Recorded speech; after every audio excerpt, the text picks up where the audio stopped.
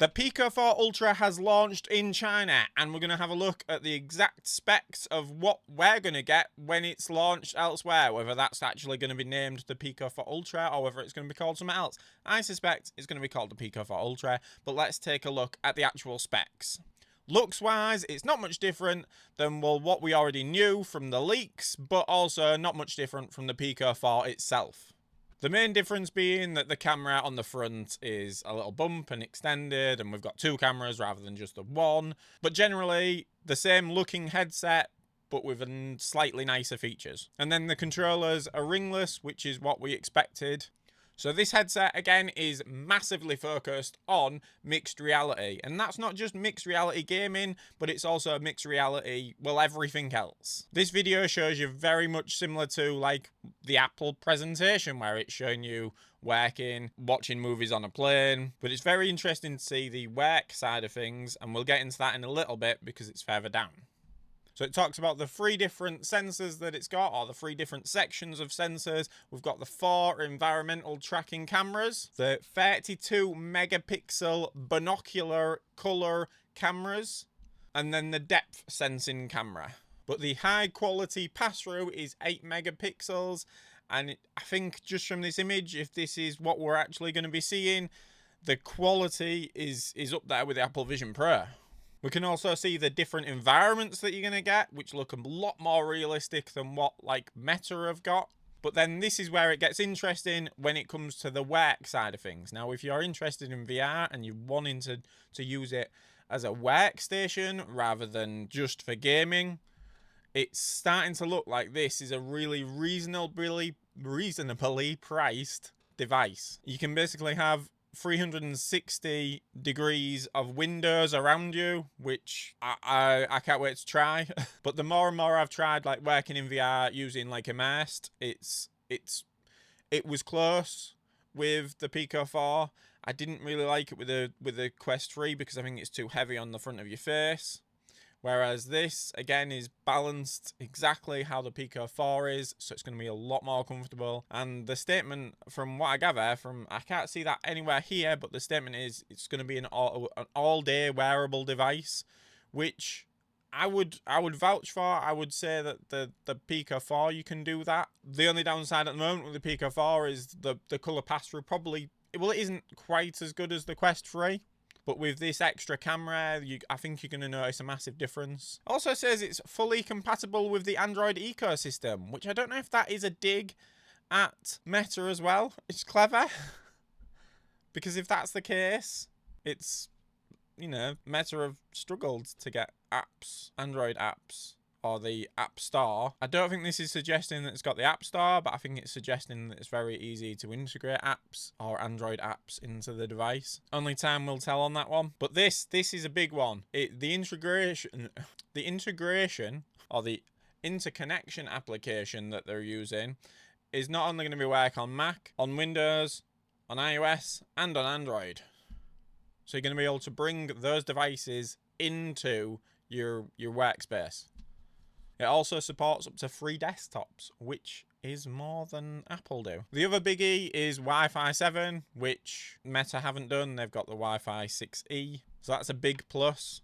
But although this is heavily focused on mixed reality, working, watching movies, there are the games as well, and the mixed reality feature, which we have come to know with the Meta Quest 3, is also going to be available on the Pico 4. The most interesting one for me is this Spatial Ops. They showed a clip on it on the actual live stream that they did, and I think that looks really good.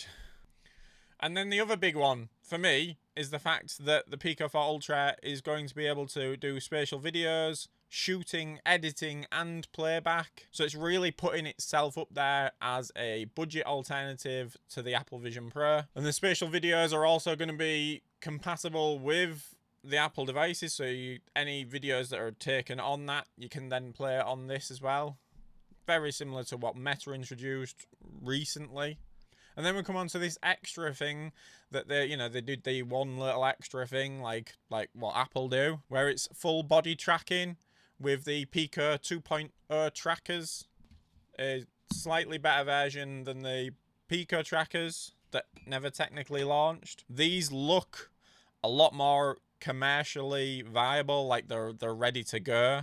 They also look a lot easier to set up. You just literally put them to the bottom of your ankles, look down, and it automatically tracks them. Which, I mean, to be fair, the tracking on the original trackers was pretty good and easy to set up, but this does look probably a little bit easier than that even. And then we just showed a list of games. Now this one is very interesting. Oh, we're going to stop. That looks like Blitz Rhythm, which was a game that Pico cancelled. So I want to know from you guys, do you think that's back on the cards? Because I suspect it is. So for the full specs of what we're actually getting, the weight of the entire device all the way across, so it's split between 276 grams and 304 grams. Again, it will be very nicely balanced. We've got the XR2 Gen 2 chip, which is the same as what Meta has, but the way the cooling works on the Pico 4 compared to the Quest 2, I suspect that the Pico 4 Ultra is probably going to have better cooling than the Quest 3, which means you might get a better performance in general out of that chip itself. Not only that, but it's going to have 12 gig of RAM, which again, you know, allows you to just get like a little bit extra out of everything. The resolution is the same as the Pico 4, which is what the leaks had said, and it's going to have 90 Hz refresh rate, which is again similar to what the Pico 4 is, but they have made some additional like software changes to allow you to get a little bit more out of both of them, increasing the brightness by 25%, and the resolution is 62% higher, which I can't wait to see, because that suggests you're going to see a massive difference. And I don't know whether I'm meant to say this or not, but anyway, I will be trying this out in the next couple of weeks. So subscribe to the channel to see my initial thoughts on it after using it. I'm going to try and do that as soon as I've used it and upload that straight to you guys. I really appreciate the support so far that we're having when it comes to the Pico headsets. I've loved these since the Pico 4 came out. It's such a good headset. It was, you know, ahead of the Quest 2 by so much. The Quest 3 came out, it probably wasn't quite as, you know, up there, but it wasn't far off. Whereas I really think this will take it to the next level, and I think it's going to be better than the Quest 3, definitely. But guys, let me know in the comments whether you think it's going to be better than the Quest 3, because you have your valid opinions and your reasons why you might think that it's not enough of an improvement. Yes, it doesn't have the display part, but with the Wi-Fi 7, do we think that it's going to be good enough? I suspect, like I've said this a few times now, the Pico Connect software is so good, the new updates to it, that I really don't see, especially with Wi-Fi 7, how it can be even that far behind the display part. And I think we have to accept the fact that they're all doing this. None of them are really using a DisplayPort connection. It's just, unfortunately, I think it's gone. And the majority want a wireless connection over a wired connection. I also can't wait to find out if they've got any plans when it comes to movies, or whether we're going to have to do it the way we currently do with other headsets, where it's not actually in the store, where we have to, you know, make backups. Thanks for watching, guys, and we'll catch you in the next one. Goodbye.